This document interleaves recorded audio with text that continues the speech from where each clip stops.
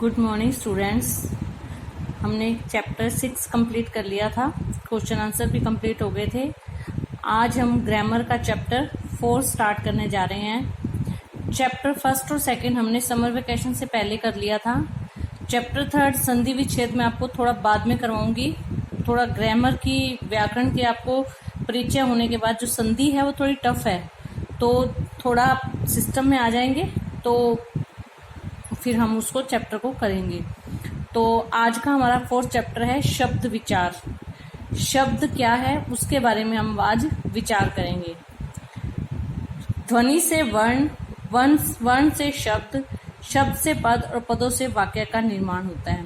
वर्ण मतलब अक्षर, ध्वनि होता है जो हम एक सिंगल अक्षर जो बोलते हैं उसको ही वर्ण कहते हैं। वर्ण से शब्द, शब्द से पद और पदों से वाक्य का निर्माण होता है। शब्द और पद एक ही चीज है। शब्द को जब वाक्य में यूज करते हैं तो वो पद बन जाता है। जैसे राम, घर, चल, ये 3 शब्द है। राम एक शब्द है, घर एक शब्द है, चल एक शब्द है। लेकिन जब इनको वाक्य में प्रयोग कर लिया, राम, घर, चल, तब ये राम एक पद बन गया, घर एक पद बन गया, चल एक पद बन गया। तो शब्द ही पद होता है, लेकिन वो पद कब बनता है? जब उसका वाक्य में प्रयोग किया जाता है। तो वर्णों से शब्द, शब्द से पद और पदों से वाक्य में। अब ये जो राम, घर और चल, ये 3 बने ना पद, इन पदों से ही वाक्य बन गया। वर्ण का अपना कोई अर्थ नहीं। जो हम अक्षर लिखते हैं ना, अक्षर का कोई मीनिंग नहीं होता। हमने लिखा कै, हमने लिखा चे, उनका कोई मीनिंग नहीं होता। जब 2 या 2 से अधिक वर्ण मिलते हैं तभी उनका कोई शब्द बनता है और शब्दों का अपना निश्चित अर्थ होता है। वाक्यों में शब्द पद के रूप में प्रयुक्त होने पर किसी भाव को स्पष्ट प्रकट करते हैं, अर्थात शब्द भाषा में वाक्य की एक इकाई होता है। तो इस तरह से शब्द की परिभाषा क्या बनी? वर्णों के सार्थक समूह को शब्द कहा जाता है। सार्थक ऐसे नहीं चे कै पे, चे कै पे कुछ नहीं बना ना, इसका कोई अर्थ नहीं है, तो ये शब्द नहीं है। वर्णों का सार्थक समूह, चे मैं कै चमक, तो इसका एक मीनिंग है, अर्थ है। इसलिए वर्णों के सार्थक समूह को 2 शब्द मिलाए, चैल है चल, चैपे चप, कुछ नहीं बना, इसका कोई अर्थ नहीं निकलता, तो ये शब्द नहीं है। वही शब्द कहलाएगा वर्णों का जो सार्थक समूह होगा। वर्णों के सार्थक समूह को शब्द कहा जाता है। वर्णों के मेल से शब्दों की रचना होती है। शब्द स्वतंत्र इकाई होते हैं, इनका अपना अर्थ होता है। वाक्य में पदों का सामान्य क्रम, कर्ता, कर्म और अंत में क्रिया होता है। जब वाक्य बनता है ना तो उसमें क्या होता है, उसमें हमें ध्यान रखना होता है, एक सीरीज होती है। पहले नंबर पे कर्ता, काम को करने वाला। राम ने खाना खाया, राम यहाँ पे कौन है? कर्ता। और क्रिया क्या है? खाया। और कर्म क्या है? खाना। तो इस तरह से कर्ता, कर्म और अंत में क्रिया, वाक्य में ये सीरीज, ये क्रम चलता है। इंग्लिश में आप करते हैं ना, सब्जेक्ट प्लस वर्ब की फर्स्ट फॉर्म प्लस आईएनजी, तो हिंदी में उसको सब्जेक्ट को कहते हैं कर्ता। तो वाक्य में पदों का सामान्य कर्म, पदों मतलब शब्द, पहले नंबर पे कर्ता है जो काम को करने वाला है वो आता है। दूसरे नंबर पे उसके काम का जिस पर इफेक्ट पड़ रहा है कर्म, और जो क्रिया उसने की है वो।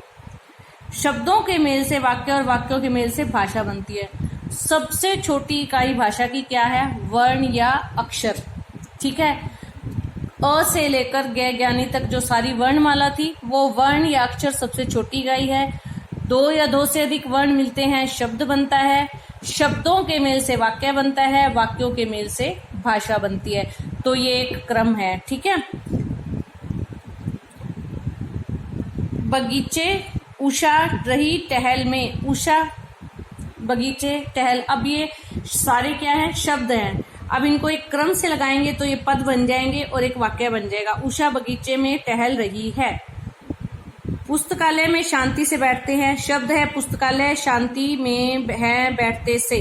अब इनको क्रम से भी लगाना जरूरी है, अर्थ भी निकलना चाहिए, क्रम भी होना चाहिए, तभी वो पुस्तकालय में शांति से बैठते हैं। तो इस तरह से शब्दों का, सार्थक शब्दों का एक निश्चित क्रम में व्यवस्थित होना वो क्या कहलाता है? वाक्य है। तो वर्णों के मेल से शब्द बनते हैं, शब्दों के मेल से, शब्दों को जब वाक्य में प्रयोग किया जाता है तो उनको पद कहते हैं। पदों के मेल से वाक्य बनते हैं, वाक्यों के मेल से भाषा बनती है। पीछे गोल में शब्द लिखे हैं, परंतु जब इनका प्रयोग एक सार्थक इकाई के रूप में अर्थात वाक्य में किया जाता है तो इन शब्दों को व्याकरण के नियमों के अंतर्गत बांधकर वाक्य में प्रयोग किया जाता है। वाक्य में प्रयोग होने पर ये स्वतंत्र नहीं रहते। वाक्य में जब इनको प्रयोग किया जाता है ना तो वाक्य के हिसाब से इनको प्रयोग किया जाता है। तो वाक्य में शब्दकोश में शब्द होते हैं, यानी हम वर्ड भी नहीं लिखते हैं ना, वो वर्ड होते हैं। लेकिन जब हम वाक्य में प्रयोग करते हैं तो वो वर्ड नहीं कहलाते, वो क्या बन जाते हैं, पद बन जाते हैं। तो ये जो शब्द हैं, शब्दों का आज हमने परिचय प्राप्त करना है कि वो कौन कौन से होते हैं। तो शब्दों का वर्गीकरण। शब्द जो है हिंदी भाषा की मूल इकाई है। हिंदी भाषा विशाल सागर के समान है। विशाल सागर मतलब बड़ा समुद्र है जिसमें अन्य भाषाओं के शब्द रूपी नदियां आकर, उसके हिंदी के अपने शब्द तो हैं ही, लेकिन अन्य भाषाओं के शब्द रूपी नदियां भी आकर उसमें मिलती हैं। समुद्र के अंदर छोटी बड़ी कितनी नदियां झीलें आके मिल जाती हैं, तो उसको क्या बनाती हैं, समुद्र के पानी को और बढ़ा देती हैं, समृद्ध बना देती हैं। ऐसे ही हिंदी में अन्य भाषाओं के शब्द जब आ जाते हैं तो वो उसको और समृद्ध बना देते हैं, उसको और ज्यादा विस्तार दे देते हैं। भाषा कुछ शब्द स्वयं बनाती है तो कुछ शब्द अन्य भाषाओं से ग्रहण करती है। शब्दों का वर्गीकरण 5 आधारों पर किया जाता है। शब्द जो है ना, पहले उनका क्लासिफिकेशन है, वर्गीकरण है, किस आधार पे, फिर उनके आगे भेद है।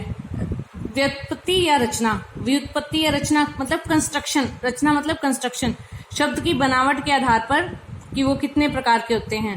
स्रोत या उत्पत्ति के आधार पर, वो उत्पत्ति होता है पैदा होना, कहाँ से वो आए हैं, उत्पत्ति। अर्थ के आधार पर, शब्द का जो अर्थ निकलता है उस आधार पर। व्याकरणिक प्रकार के आधार पर, व्याकरण के आधार पर क्या, उसका प्रयोग के आधार पर कि उनका प्रयोग किस आधार पर किया जा रहा है, शब्द के उसके आधार पर उसका क्या वर्गीकरण है। तो शब्दों का वर्गीकरण 5 प्रकार से होता है। फिर आगे उनके सब पॉइंट्स होंगे। रचना के आधार पर, उत्पत्ति के आधार पर, अर्थ के आधार पर, व्याकरणिक प्रयोग के आधार पर और प्रयोग के आधार पर। ये 5 प्रकार से शब्दों का वर्गीकरण होता है।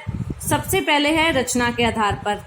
रचना के आधार पर शब्द कई प्रकार से बनते हैं। कुछ शब्द एक से अधिक शब्दों को जोड़कर बनाए जाते हैं और सभी शब्दों का अपना एक अर्थ होता है। जब एक शब्द दूसरे शब्द के साथ जुड़ता है तब वह भिन्न अर्थ देता है। जैसे बैल और गाड़ी। बैल का अर्थ पशु से है, गाड़ी का अर्थ एक वाहन से है, लेकिन जब ये दोनों जुड़ गए तो वो क्या बन गई, बैलगाड़ी, मतलब वो वाहन बन गई, बैलों द्वारा खींची जाने वाली गाड़ी बन गई। यानी 2 शब्द जुड़ गए, उनका अपना एक अर्थ था। तो रचना के आधार पर कई शब्द कई प्रकार से बनते हैं, कई शब्दों को जोड़कर। इसके आधार पर शब्द के 3 भेद हैं, रूढ़ शब्द, यौगिक शब्द, योग रूढ़ शब्द। रचना के आधार पर शब्दों के 3 भेद हैं, रूढ़ शब्द, यौगिक और योग रूढ़। रूढ़ या मूल, जो शब्द किसी विशेष अर्थ के लिए प्रसिद्ध है तो उनको मूल या रूढ़ कहते हैं। उसके टुकड़े नहीं किए जा सकते, इनके खंड नहीं किए जाते, और अगर खंड टुकड़े कर दिए जाएं तो उनका अर्थ खत्म हो जाता है। अर्थात ये वो हैं जो अपने मूल रूप नहीं है, उनको अगर हम टुकड़े करेंगे तो वो खत्म हो जाएंगे। जैसे पुस्तक, नल, पानी आदि शब्दों का अर्थ, परंतु यदि नल नल को, पुस्तक को अलग अलग टुकड़े करें तो उनका कोई अर्थ नहीं रहता। ये मूल शब्द कहलाते हैं। यौगिक शब्द, 2 या 2 से अधिक शब्दों के मेल से बनने वाले शब्दों को यौगिक शब्द कहलाते हैं। यदि इनके टुकड़े किए जाएं तो ये तो भी सार्थक होते हैं। जैसे रसोई और घर, जैसे पीछे बैलगाड़ी का उदाहरण था, रेलगाड़ी, प्रयोगशाला। ये दो मूल शब्दों के जोड़े से बने हैं, इनका अपना विशेष अर्थ होता है। यौगिक शब्द का रूप लेने पर भी इनका अपना एक अर्थ होता है और इनके टुकड़े करने पर भी इनका अर्थ होता है। उपसर्ग, प्रत्यय, संधि, समास, ये इसका उदाहरण है। समास के अंदर भी ऐसे ही होता है, रसोई घर, रसोई के लिए घर। और उपसर्ग प्रत्यय में भी क्या होता है, उपसर्ग शब्द के पहले जुड़ता है, प्रत्यय शब्द के बाद जुड़ता है। संधि में भी ऐसा ही होता है। तो 2 या 2 से अधिक शब्दों के मेल से जो शब्द बनते हैं तो वो क्या कहलाते हैं, यौगिक। आगे है योग रूढ़। जो शब्द यौगिक होते हुए भी विशेष अर्थ के लिए रूढ़ हो जाते हैं। यौगिक तो है, जुड़कर तो बने हैं, लेकिन वो किसी एक विशेष शब्द के अर्थ के लिए रह जाते हैं तो वो क्या कहलाते हैं, योग रूढ़। जैसे जलज, जल प्लस जय से बनते हैं। जय का अर्थ होता है जन्मा, जल का अर्थ होता है पानी, यानी पानी से जन्मा। अब पानी में तो बहुत सारे जीव जंतु होते हैं, मछलियां होती हैं, छोटे छोटे शैवाल होते हैं, लेकिन इन सभी को जलज नहीं कहते। जलज किसके लिए प्रयोग होता है? कमल के लिए। कमल के पर्यायवाची है ना, पंकज, जलज, नीर। तो ये क्या है? एक सिर्फ जलज शब्द कमल के लिए प्रयोग होता है। पानी में होता है कमल, लेकिन पानी में और भी चीजें होती हैं। ये केवल एक फिक्स है, कमल के लिए जलज प्रयोग होगा। तो ये क्या कहलाते हैं? योग रूढ़ शब्द। नीलकंठ, वैसे तो इसका अर्थ होता है नीले कंठ वाला, और पर ये किसके लिए है? शिव के लिए प्रयोग किया जाता है। तो परंतु यह शब्द शिव के लिए ही रूढ़ हो गया है। नीलकंठ एक पक्षी भी होता है, तो लेकिन ये शिव के लिए प्रयोग किया जाता है। तो रचना के आधार पर शब्दों के 3 भेद हैं। स्रोत के आधार पर शब्दों के 3 भेद हैं। व्युत्पत्ति रचना के आधार पर शब्दों के 3 भेद हैं: रूढ़ शब्द, यौगिक शब्द, योग रूढ़ शब्द। हम बाकी के कल करेंगे, क्योंकि फिर वीडियो लंबी हो जाएगी। कल हम लाइव क्लास में इसको करेंगे, परसों। तो आपने आज शब्द की परिभाषा, शब्दों का वर्गीकरण और रचना के आधार पर शब्द, आप इसकी रीडिंग करेंगे। धन्यवाद।